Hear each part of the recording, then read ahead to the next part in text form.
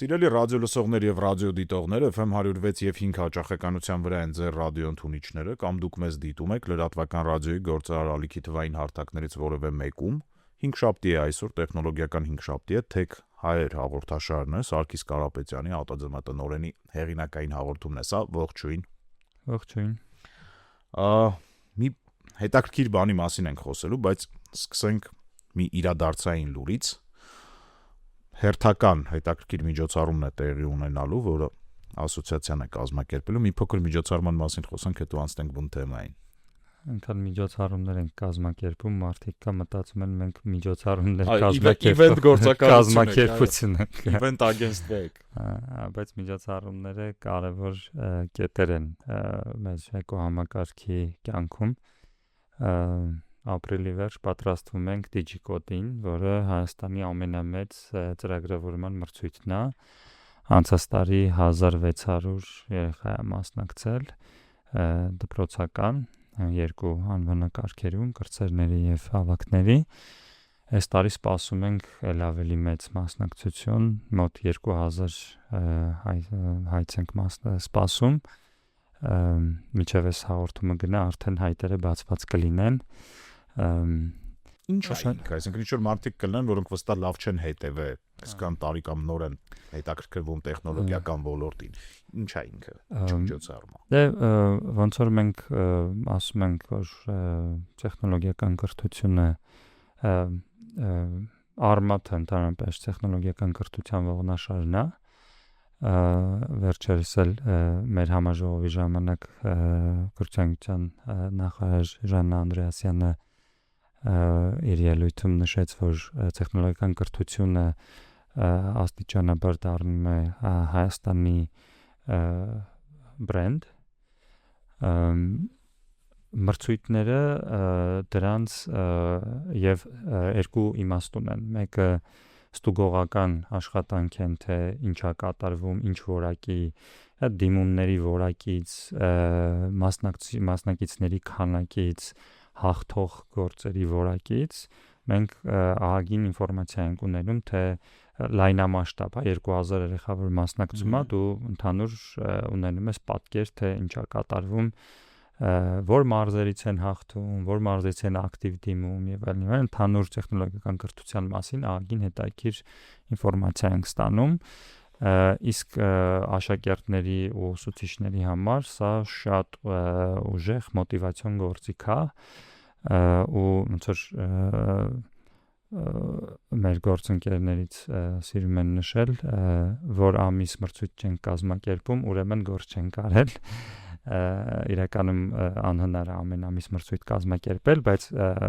մոտավորապես երամսյակը մեկ որ կազմակերպում ենք, այդ մրցույթներին իրենք պատրաստվում են, այսինքն աշխատանքին անում։ Մրցույթը մի քանի անվանակարգեր ունի, կան անվանակարգեր, օրինակ խաղերի պատրաստում, որտեղ ամենաշատ դիմումներն են ունենում, դա նախորոք աշխատանք է։ 2-3 ամիս պատրաստվում են, իրենց խաղերը գրում են, թիմերով աշխատում են եւ կա Python, C++ ծրագրավորման եւ JavaScript ծրագրավորման խնդիրներ, որոնք որ տեղում են ստանում ավելի օլիմպիադայի ֆորմատով։ Ու մեր համար ստուգողական աշխատանք է, կազմակերպչական կառավարչական թիմի համար դա ստուգողական աշխատանք է, աշակերտների ու խմբավարների համար մոտիվացիոն գործիք է։ Նաև ստուգարք, ով ինչ արել տարվա ընթացքում։ Դիմեք, մասնակցեք, թմեր կազմեք, ամեն դեպքում ձեր ուժերը չափեք։ Իմիջիայլոց մեծամասնությունը արմատցիք են մասնակցում, բայց ինքը բաց առաջնությունն է, այսինքն ցանկացած դպրոցի այդ տարիքի աշակերտ, 10-ից 18 տարեկան բոլոր աշակերտները, բոլոր դպրոցներից կարող են դիմել եւ մասնակցել։ Սահմանափակված չի արմատով, սա կազմակերպում է ԱՏԶՄ-ն, արմատցիք դե բարձր ակտիվ մասնակցում են 17000 արմատցիկ է, բնականաբար իրենց տոկոսը շատ է կազմում, բայց ոչ արմատցիներն էլ իհարկե լավ չի որ արմատցի չեն, բայց ամեն դեպքում կարող են մասնակցել։ Հա, մենք իրականում եթե ԱՏԶՄ-ի գլխարկով նայում եմ, ճիշտ է, արմատը մենք ենք կազմակերպում, բայց մենք բոլոր կրթական ծրագրեր անողներին եւ շնորհակալ ենք, որ անում են, որովհետեւ ամեն մի երեխան ամեն մի ժամ կրթությունը տեխնոլոգիական, դա նպաստում է ընդհանուր էկոհամակարգի զարգացմանը։ Այստեղ գիտեք, որ Թումոնն է շատ մեծ գործանում, կոչ են կանում բոլոր թումոցիները մասնակցեն այս մրցույթին, Ֆաստնա գործանում, Կոաֆնա գործանում, կան էլի անընդհատ նոր ծրագրեր են բացվում, ու այդ շատ լավ է, ԱՏԶՄ-ն պատրաստ է բոլորի հետ համագործակցել ու համագործակցության լավ կետերից է DigiCode-ը, մենք կոչ ենք անում, որ բոլորը դիմեն ու մրցույթին մասնակցեն։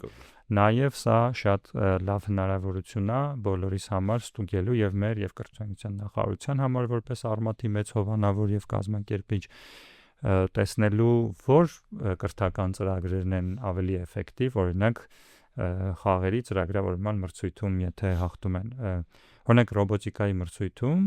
այս նախորդ տարի չէ, բայց դրան նախորդող 3 տարիները ավագների կատեգորիայում 3 տարի անընդմեջ ինֆորմատիկայի պետական քոլեջի թիմը հաղթում էր։ Ու արմատցիներին դա դաս էր լինում, որ գնան ռոբոտիկայի ուղղությամբ ավելի ակտիվ աշխատեն։ Կրտսերներում չէ, բայց ավագներում 3 տարի անընդմեջ հաղթում էին։ Խանդ չի առաջացնում դա։ Բայց տեսեք բան եղավ։ Մի երկու աշակերտ կային շատ ուժեղ, իրանք ավարտել են, անցած տարի չեն հաղթել։ Ես կուզեի ինստիտուցիոնալ ավելի երկար տեսնեի։ Դե ամեն դեպքում մենք կուզենք, որ մեր այդ հաստատությունն էլ ուժեղ շարունակի ուժեղ մնալ, իհարկե, որ դա կախված չլինի 2-3 Ուզում ասեմ, մեր արմատը դա հիմքն է, ու բոլոր կրթական ծրագրերը կարևոր են, բոլորը պետք է լինեն, նորերը պետք է առաջանան ու ինչքան կարող են արմատին օգտագործել ու ավելի լավ ծրագրեր անել, հենվել արմատի վրա այլ ուղղություններով, նույն ուղղության ավելի որակով բան անել, կան առաջարկեն արմատը, դա հայ ժողովրդի ոնց որ Կարեն Վարդյանի նվերն է հայ ժողովրդի։ Այո, մեր հարստությունն է, որը մեր լուսահոգի ավագ գործընկերն է։ Ու նաև ոնց որ դրա շարունակությունն է նա, որ մենք իրոք հավատում ենք, որ ոնց որ եթե մի օր Հայաստանը դառնալու է զարգացած երկիր կամ տեխնոլոգիական գերտերություն, որ մենք երազում ենք, դա լինելու է տեխնոլոգիական կրթության շնորհիվ։ Այդ շատ լավ է, որ մենք այդտեղ հասանք։ DigiCode-ը կոդ գրելու մասին է, ինչքան որ ես հասկանում եմ։ Ես քանի որ հումանիտար մարդ եմ, ներողություն եմ խնդրում, միգուցե այնքան էլ լավ չեմ պատկերացնում, թե ինչ է դա, բայց տեղեկատվական հոսքերում շատ հաճախ ինֆոներ են տարածվում, որ արհեստական բանականությունը այս պահին արդեն փոխարինում է կոդ գրողներին եւ ասում են, որ կգա ժամանակ, որ մարդը էլ կոդ չի գրելու։ Իսկ մենք ոնց որ թե մեր երեխեքին, այսինքն sense fix ենք, հա, պրակտիկորեն ճշգրիտ գիտություններով զբաղվող ուսանողների շրջանավարտների մեծ մասը ինչ որ ցավոք սրտի դադարում է ճշգրիտ գիտությամբ զբաղվել ու թեքվում է դեպի ՏՏ ոլորտ, դեպի կոդ գրել։ Ու մենք էլ 17000 արմատցու բերում ենք, ասում ենք մի հատ մրցենք, հասկանանք ով է լավ կոդ գրում։ Կարող է էդ էլ պետք չի։ Այդ ոնց որ իրոնիա է, ոնց որ բանը ծրագրավորողները գրում են ծրագիր, այո, որը իրանց գործից հանում է, առաջինը ու հետաքրքիր դեք որ ծրագրավորողները ամենալավը ծրագրավորողներն են ճանաչում ու ամենահեշտն են իրանց գործը ավտոմատացնում։ Այո։ Քան օրինակ, եթե իրավաբանի գործն են ավտոմատացնում, պետք է գնան իրավաբանների հետ շփվեն, հասկանան իրանց գործի բնույթը եւ այլն, բժիշկների, այս մեկին։ Ամենահեշտը առաջինը այն որ տենց այդ վախը կա, որ հեսա սաղի գործը AI-ը վերցնելու է, առաջինը ծրագրավորողների գործն է վերցնելու, բայց այն ձևակերպումը, որ ճշգրիտ գիտություններ զբաղվողներին սարքում ենք ծրագրավորող, դա ամենա սխալ տպավորությունն է, որ կարա ստեղծվի։ Բայց շուկան չի տենց թելադրում, այսինքն նենց չի, որ դուք եք դրանով զբաղվում։ Ցավում եմ, որ տենց տպավորությունն է կոմոդ ու ցավում եմ, որ դա միայն կոմոդ չի, այդ տպավորությունն է։ Իրականում դա տենց չի։ Մենք երեխեքի մոտ իլյուզիա ենք ստեղծում ու հետաքրություն ենք առաջացնում, հակառակը մեր նպատակը ճշգրիտ գիտությունների նկատմամբ հետաքրություն առաջացնելն է Իմիջիայլոց ես դրա համար չեմ սիրում այդ սահմանափակ ձևակերպումները, հա, ծրագրավորող, developer, կոդավորող, որտեվ մենք պատրաստում ենք ճարտարագետներ, արմատ ճարտարագիտական աշխատանոցներ, ոչ թե արմատ ծրագրավորողական աշխատանոցներ։ Ճարտարագետը դա ավելի լայն գիտելիքներ ունեցող, բնական գիտություններից գիտելիքներ եւ հմտություններ ունեցող մարդն է, որը նաեւ կարա ծրագրավորում իմանա։ Հիմա բացատրեմ ոնց է DigiCode-ը ազդում դրա վրա։ Տեսեք, երեխեքը հոգնում են, հա, ոնց որ այսօր կյանքը ավելի ինտերակտիվ է, ակտիվ է, խաղեր, մեդիա, YouTube եւ այլն, ինֆորմացիան շատ է, ու այդ դասերը, հին մոդելի դասերը ձանձրելի են, շատ հաճախ երեխեքը լավ չեն պատկերացնում, օրինակ մեխանիկայի կանոնները, ասենք անկյան տակ նետված մարմնի ֆիզիկան, ինչին է իրան պետք։ Մենք ասում ենք գալիս է արմատ, ասում ենք խաղալ սիրում ես, ասում է հա, ասում ենք ինչ խաղ ես սիրում, ասում է չգիտեմ, Angry Birds։ Օրինակ, ես կարող եմ մի քիչ հին բան եմ ասում, էլ։ Բավական մեր երիտասարդության տարիներին։ Angry Birds եմ սիրում, ասում ենք շատ լավ, արի իսկ կա Angry Birds-ի մեջ մի բան, որ դու չես հավանում։ Ասում հա, օրինակ այս ոթե sense մի հատ ֆունկցիալներ կամ մի քիչ ավելի երկար թռներ կամ չգիտեմ ինչեր լավ կան, ասենք կուզես դու գրես քո Angry Birds-ի վերսիան կամ եթե բանա սարքես օրինակ ասում ես կուզեի կերպարները ուրիշ լինեն, ասում ենք կուզես դու սարքես, հա, կուզեմ, ոգևորում է։ Ու սկսում է իր ծանոթանալ այդ ամեն ինչի հետ։ Սկզբից մակերեսային ինչ որ գործիքներ է, չէ՞, սովորում, հա, Scratch-ով աղվեցենք մենք իր հայկական տարբերակով, սկսում է ինչ որ բաներ անել, հա, կերպարասարքում դնում է, մի քիչ տենց նետում է բան։ Մեկ էլ հասկանում է, որ այս խաղի մեջ իրոք ֆիզիկա կա։ Այս բանը քաշ ունի, հա, այս կերպարը քաշ պետք է տա այդ կերպարին, այս անկյան տակ որ նետում է, պետք է հաշվի թե ինչքան է թռնելու։ Հետո հասկանում է, որ այդ որ այնտեղ մի հատ ինչ որ բան է դրած, որ պետք է դիպչի, այդ դիպչելը իրականում կոորդինատական համակարգ է, երկրաչափությունն է եւ հանրահաշիվ է, պետք է իմանա բանաձև, թե ինչպես են երկու ուղղանկյունները կոորդինատական համակարգում արդյոք երկու ուղղանկյունները հատվել են թե չէ։ Հա, որտեվ հասկանում եմ որ դիսպլեյը դա կոորդինատական համակարգ է, պիքսելներ են։ Ու իր մոտ արդեն իմաստ է առաջանում, ինքը ուզում է այդ խաղը սարքի, դրա համար գնում է արդեն մաթեմի այդ բաժինները, կոորդինատական համակարգը ուսումնասիրում, երկրաչափության այդ բաժինը, ֆիզիկայի այդ բաժինը սկսում է ուսումնասիրել ու սովորաբար DigiCode-ին հաղթում են այդ երեխեքը, ովքեր որ ոչ թե մակերեսային ուղղակի այդ կերպարները շարժելով են ոգևորված, այլ իրոք ուզում են ավելի լավ խաղ ստեղծեն ու հասկանում են, որ դա անելու համար իրանց չի հերիքում երկրաչափության, հանրահաշվի եւ ֆիզիկայի գիտելիքները։ Մյուսը գնում է քիմիայի լաբորատորիա նախագծում, տենց ինչ որ խաղային ձևերով, որ այս նյութերը խառնենք, բան գիտեք, որ բոլոր դպրոցներում չկա այդ հնարավորությունը, նույնիսկ եթե հիմա ակտիվ ոնց որ թարմացվում է, միևնույնն է, այդ լաբերներ սահմանափակում ունեն նյութերի քանակի եւ փորձերի քանակի, վիրտուալ լաբորատորիաներ են սարքում, որտեղ կարելի է քիմիայի փորձեր անել։ Այդ ընթացքում, քանի դեռ ինքը այդ խաղը սարքում է, ինքը նաեւ սկսում է քիմիայի գիրքը թերթել, որ ընդեղից հանի փորձերը, բաները։ Հա, փոխանակ ինքը գնա նստի, եթե ինքը չի նստել, ցանկալի է որ ինքը նստեր լսեր իր ուսուցչի պատմածը, կամ նույնիսկ եթե նստել է, լավ չի հասկացել, այս խաղը սարքելուց ինքը մի հատ էլ նորից գնում է այդ բացումը ու իր մոտ այդ գիտելիքները շատանում է։ Այսինքն ծրագրավորումը օգտագործվում է որպես գործիք, ինչ որ արագ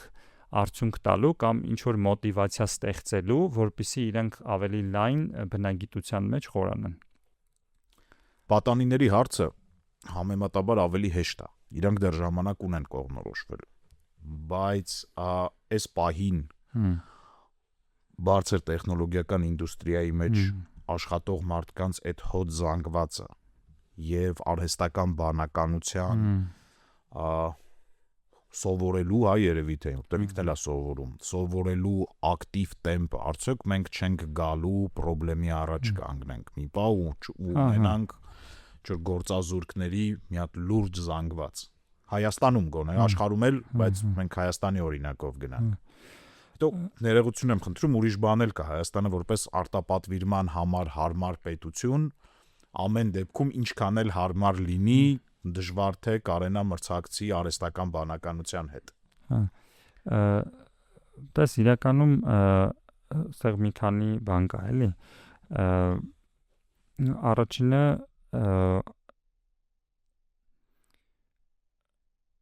այդ նախ այդքան արագ չի տեղի ունենում, որ այսօր այս գործերը կային, վաղը չկան,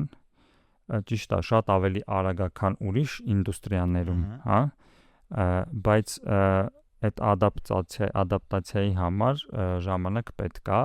իրականում այն պահից սկսած, որ AI-ը ինչ-որ մի բան անում է, միջև այն պահը, որ ինչ-որ գործիք կա, որ ընկերությունում արդեն ներդրվել է ու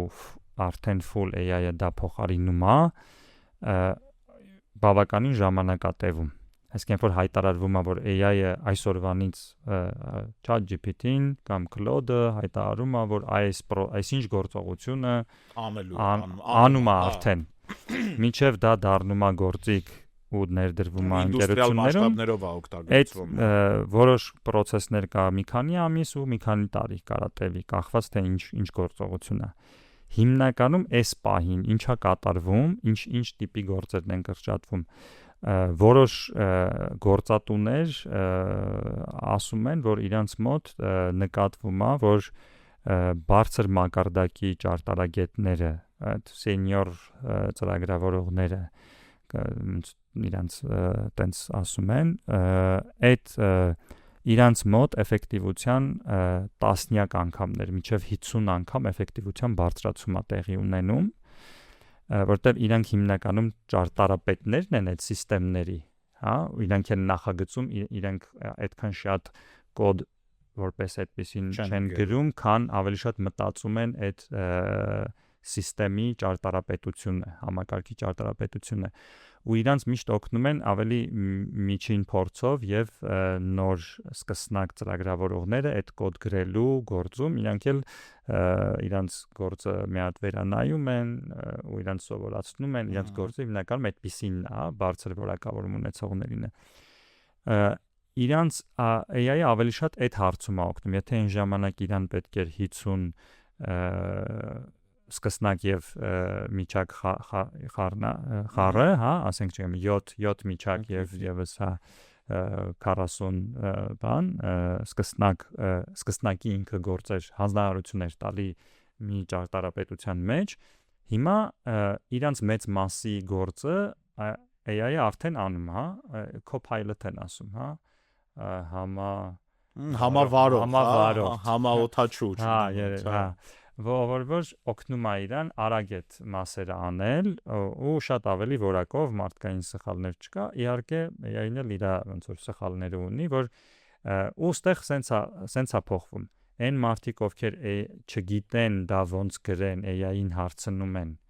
իրանք ռիսկի տակ են, դեռ նա կարող է սխալվի, հա։ Սխալվի ու իրանից լավ գրի, հա։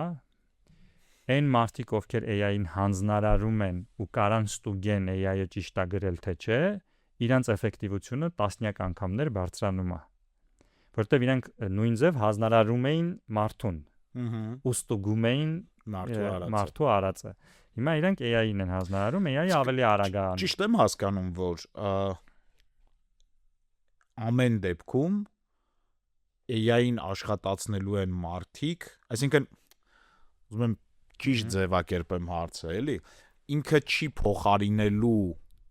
այն գիտելիքները, որը հիմա մարդը գիտի, այսինքն սենց թե նենց իրան աշխատացնելուց դու չես կարա չիմանաս այն գործողությունը, որ ինքը անում է, որտեվ միշտ ստուգելու խնդիր է ալնելու։ Այնպես չի, որ իմ նման ասենք մարդը ոչինչ չգիտի, կարա AI-ին հանձնարարի եւ վստահ իմանա, որ ինքը ճիշտ ռեզուլտատ է ստանալու։ Դու պետք է իմանաս դա ոնց է արվում, որ հասկանաս ինքը ճիշտ արե, թե ճիշտ չի արե։ Համ հա, համ չէ։ Հա, այն բարձր որակավորում ունեցող մասնագետները շարունակելու են կոդ գրել AI-ի օգնությամբ։ Չէ, որովհետև ինչ որ լուծումներ կան, որ կոդ գրել չիմացողը կարա պրոդուկտ սարքի։ Հիմա այդ մեջտեղում գտնվող մարդիկ, սկսնակ եւ միջակ ծրագրավորողները երկու ընտրություն ունեն։ Կամ արագ ներդրում անել իրանց վրա ու խորանալ ավելի լայն մաթեմատիկա, ֆիզիկա, համակարգչային գիտության ավելի խորը գիտելիքներ ձեռք բերեն, որ կարողանան AI-ին օգտագործեն ու էֆեկտիվ աշխատեն, կամ իրանք պետք է անցնեն այս մյուս թև, իրանց այդ եղած գիտելիքների վրա ավելացնեն մի քիչ կամք, մի քիչ էլ պրոդուկտ ստեղծելու, շուկա ուսումնասիրելու կամ կա product manager-ի եւ մարդիկ, ովքեր որ որոշում են ինչ պրոդուկտ է պետք սարքել։ Ու այս էլ կապված է, եթե հետ գանք այն մյուս հարցին, որ Հայաստանը outsource թե product, հիմա ոչ միայն Հայաստանը, այլ այդ մարդիկ ամբողջ աշխարհում ստիպված են լինելու այդ երկու ճանապարհներից մեկը ընտրեն, կամ շատ ավելի որակով մասնագետներ դառնան, կամ տեղափոխվեն արդեն AI-ին օգտագործեն։ Ամեն դեպքում ընդհանրապես ճարտարագիտության մեջ ծրագրավորումից ոչ տեղյակ մարդու համար ավելի դժվար կլինի AI-ի օգտագործմամբ օգտագործելի պրոդուկտ ստանալ, չնայած որ արդեն ես տեսնում եմ, որ դիզայներներ, մարքետինգներ վեբսայթ սարքելը, պարզ պրոդուկտները, մի հատ landing page սարքելը, արդեն ոնց որ եթե 10 տարի առաջ ես ու իմ դիզայներ կինը տենց համագործակցում էինք ու ինքը դիզայներ անում, ես կոդն էի գրում, հիմա ինքը իմ կարիքը էլ չունի, մենակով վեբսայթը սարքում է։ Իսկ հաճախորդը դեռ կարիքն ունի դիզայների, թե դա էլ չէ։ Որոշ պլատֆորմներ արդեն այդ հարցն են լուծում, ըստեղ էլ դիզայներներին էլ է սպառնում վտանգ, էլի նույն ձևով։ Այն դիզայներները, ովքեր խորը ոնց որ կիրառական արվեստի մասնագետներ են, ոչ թե Photoshop-ի ու ինչ-որ գործիքների տիրապետողներ, այսինքն այդ գործիքներին տիրապետելը էլ պետք չի լինելու, բայց գունատեսություն, կոմպոզիցիա, գեղարվեստական հատվածը մնալու է։ Ոնց որ չէ, դիզայները այդ ոնց որ բան կա, այդտեղ էլ բան կա, ինչ անուն սխալ կարծրատիպ կա, էլի, դիզայները արվեստագետ չի։ Ինքը ունի արվեստագիտական, բայց բազային գիտելիքներ, բայց իր գործը եւ իր ստեղծած պրոդուկտը դա բիզնես պրոդուկտ է։ Արվեստը ուրիշ նպատակ է հետապնդում, այսինքն մի գործ, որ արվում է որպես արվեստի գործ, դա ուրիշ նպատակ է հետապնդում։ Իսկ երբ որ բիզնեսը պատվիրում է դիզայն, դա կոնկրետ բիզնես խնդիր է լուծում։ Այդ էլ հստակ պետք է պատկերացնել։ Հիմա այդ դիզայներները, որոնք որ գործիքների են ուղակի տիրապետում, իրանց տեղը այդ AI-ը անելու է,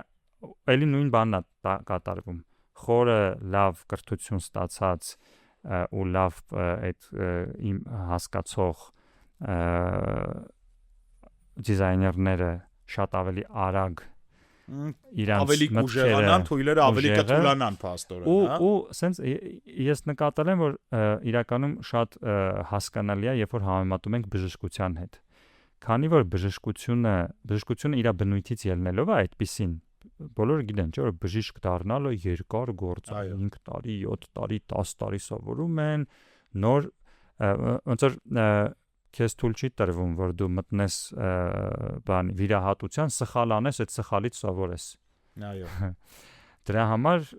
process-ը երկար է, նոր թույլատրվում է, որ դու անես։ Այս ստեղել է տենց դառնալու։ Այսինքն այն ծավալի գիտելիքը եւ հմտությունները, որ պիտի ձեռք բերես, որ կարողանաս արդեն մտնես վիրահատության, ասենք, եթե առաջ կարելի էր 6 ամիս մակերեսային կոդավորման հմտություններ սովորել, ինչ-որ գործիքներ սովորել ու վեբսայթ սարքել, այդ կտորը AI-ը արդեն ինքնուրույն անում է, այլ քո կարիքը չկա։ Բայց այն կտորները, որ պահանջում էին մաթանալիզ, հավանականությունների տեսություն, կոմբինատորիկա, տենց խորը լավ բարձրագույն մաթեմատիկա իմանալ, ֆիզիկայի որոշ ուղղություններ լավ յուրացնել, համակարգչային գիտության հասկանալ այդ խորը ոնց է աշխատում այդ ամեն ինչը, դա երկար է, դա ասենք մի 3-4-5 տարի պետք է որ մարդը լավ խորանա այդ ամեն ինչը հասկանա, էլի տենց է դառնալու, այսինքն ուղղակի այդ time to market են ասում, այսինքն դու երբ որ որոշեցիր, որ ուզում ես այդ շուկա մտնես, մինչև աշխատավարձ ստանալու ժամկետը երկարում է, այս լավ լուրջ չի սկսնակների համար։ Այս ձեր թվարկած հանգամանքները արդյոք ինդուստրիայում խաղացողները հասկանում են եւ ընկալում են։ Դուք ոնց եք տեսնում որպես համայնքի հետ ամենօրյա շփում ունեցող մարդ։ Մենք 25-րդ րոպեն գերազանցել ենք արդեն, այնքան էլ շատ ժամանակ չունենք, բայց այս կարևոր հարց է, այսինքն այդ ընկալումը կա մասնագիտական համայնքում։ Ասма ճակատագրի բերումով հիմա հենց մասնագիտական համայնքի հետ քիչ եմ շփվում, ավելի կառավարչական ու հիմնադիրների ղեկավարության հետ եմ շփվում, ադմինիստրատիվ ձեռներեցների հետ եմ շփվում, ձեռներեցները շատ ճկույն ուղեղ ունեցող մարդիկ են, իրանք միշտ լուծումները գտնում են, այսինքն իրանց վտանգ չի սպառնում ու շուկան շատ դաժան է, այսինքն ով չհասկացավ ինքը դուրս կմնա process։ Եթե դու Հայաստանում 3-4 տարի, 5 տարի տեխնոլոգիական ընկերություն ես վարում, դու համաշխարհային մակարդակի դեմք ես։ Որովհետև դու մրցում ես աշխարհի մակարդակով։ Կապ չունի չափը, ծավալը, եթե ունես հաճախորդ ու 4-5 տարի աշխատում ես, դու արդեն ոնց որ միջազգային դեմք ես։ Միջազգային շուկայում քո ինչ որ մի կտոր դու մրցակցային ես։ Ինչ վերաբերում է ծրագրավորողներին, ինձ թվում է ահագին հասկացողություն կա, բայց նաև այդքան էլ հայտնի չի, թե ինչա պետք անել։ Ստեղ ուզում եմ ոնց որ էլի հետ գնանք կրթությանը, շատ կարևոր է հումանիտար կրթությունը։ Ես այդ կտորին լավ չեմ նայել իմ կրթության ճանապարհին, հետո դրա համար վճարել եմ կյանքի փորձով։ Շատ սխալներ անելով, հետո սկսել կարդալով եւ այլն եւ այլն։ Հիմա ովքեր որ դեռ կրթության process-ի մեջ են, հորդորում են, որ սովորեն լեզուներ, ոչ թե լեզվի համար, այլ լեզվաբանություն ուսումնասիրեն, պատմություն սովորեն, փիլիսոփայություն կարդան, մի խոսքով հումանիտար, հա, որովհետև հումանիտարում է ինչի համարի եւ ինչ անելու պատասխանները։ Ճարտարագիտության մեջ հիմնականում ինչպես անելու բանն է, հա, դասական ու իրական դպրոցների հարցն է։ Հիմա նախորդ ինդուստրիալ հեղափոխությունը բաժանել է այս երկուսը տարբեր դերերի, տարբեր մարդկանց մեջ է դրել։ Այս ինդուստրիալ հեղափոխությունը ասում է, ես ուզում եմ մարդ, ով որ այդ երկուսին տիրապետում է։ Երկու մասով էլ կրթված է։ Խորհուրդս այն է լայն կրթվել ու օգտվել ի վերուս տրված մի հատ հատկությունից, որը ազատ կամքն է, կամք դրսևորել, որովհետև AI-ը հնարավորություն է տալիս ունենալ շատ աշխատակիցներ, էժան աշխատակիցներ, բայց AI-ը կամք չունի։ Ամենակարևոր բանն է սա, AI-ը չի որոշելու ինքը ինչ անի, մինչև մարդը իրան հանձնարարություն չտա։ Հիմա այդ մարդիկ, ովքեր թեկուզ ունեն միջին ճարտարագիտական գիտելիք, ժամանակն է, որ արագ կամք դրսևորեն, հասկանան բիզնեսը ոնց է աշխատում, աշխարհը ոնց է աշխատում ու լուծումներ գտնեն մի հատ խնդիր ու ուզենան այդ խնդիրը լուծել։ Այո։ Ու այդ ճանապարհին իրանք ուզենան ստեղծել գործիք, որը կլուծի այդ խնդիրը։ Այո։ Ու ոնց որ սենց է, կա ավտոնոմիայի տարբեր մակարդակներ, եթե չեմ սխալվում 0-ից մինչև 6-րդ մակարդակ, հա, որ այն 0 մակարդակը, որ ամեն ինչը պետք է ասել ոնց է պետք անել, ու տենց հետո կամաց գնում է full ոնց որ ավտոնոմիա։ Հիմա այդ AI-ը այս ներքևի մակարդակները լրացնելով գալիս է ու մարդիկ ստիպված են լինելու վերևի մակարդակ ավելի շատ կազմակերպիչներ են պետք լինելու, այսինքն կատարողների դերը քչանում է, կազմակերպիչների դերը շատանում է, առաջ քիչ կազմակերպիչ էր պետք, որովհետև այդքան գործանող ռեսուրս չկար, մարդիկ ասում են, որ բանը անելու կրճատվելու է, իրականում հենց հիմա աշխարհի էկոնոմիկային բավարար աճ, ստաբիլ աճ ապահովելու համար, եթե չեմ սխալվում, 300 միլիոն թափուր աշխատատեղ կա ընդհանրապես, որ եթե բոլոր մարդիկ աշխատեն, ելի եւս 300 միլիոն աշխատատեղ կա։ Երբ որ այդ աշխատատեղերը միտեղ կրճատվում են, միտեղ ավելանում են։ Այստեղ պետք է ուղղակի բաց պահել միտքը ու անընդհատ պուլսի վրա լինել ու տեսնել այդ որ նոր հմտությունն է պահանջված ու դա AI-ի բոլոր ստեղծողները ասում են, որ կառավարչական մենեջերիալ կամ արտահայտող դերերը էքսպոնենցիալ շատանալու են մոտակա 5-10 տարվա ընթացքում, եթե դու նստած սպասում ես, որ քեզ հանրահարություն տա, դու անես, շատ մեծ ռիսկի տակ ես։ Կառավարել սովորեք, սիրելի ռադիո լսողներ եւ ռադիոդիտողներ, մենք մի փոքր էլ գերազանցել ենք մեզ հատկացված եթերաժամանակը, բայց սա թեմա է, որին վստահաբար մենք վերադառնալու ենք, որտեղ երևի թե մոտակա տասնամյակի ամենակարևոր հարցն է մարդկության համար, չէ՞։ Ուրիշ տենց առավել կարևոր բան չի քննարկվում գլոբալ մասշտաբով։ Թեքայերն էին եթերում, սա Սարգիս Կարապետյանի հեղինակային հաղորդաշարն է, ով առաջի խոսափողի մոտ էր, երկրորդի մոտ Դավիթ Խումարյանն էր, մենք հաջորդ շաբաթ նորից կհանդիպենք։